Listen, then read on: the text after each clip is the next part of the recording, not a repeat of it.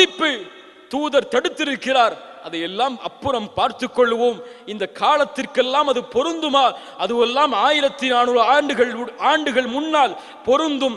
இந்த நவநாகரிக காலத்திலெல்லாம் பொருந்தாது என்று ஒதுக்கக்கூடிய முஸ்லிம்கள் இந்த கேள்வியை வைக்கட்டும்.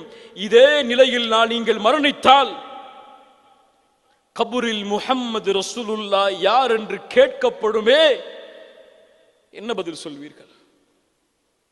என்ன பதில் சொல்வீர்கள்? அஷ்ஹது அன்ன முஹம்மது ரசூலுல்லாஹ் என்று கூறி இருக்கிறேன், பதில் சொல்லி விடுவேன். முடியாது.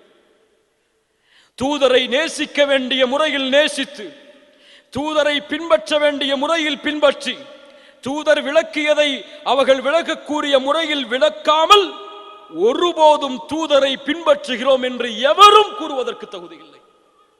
அல்லாஹ் எம்மை மன்னிப்பானாக. பிலால்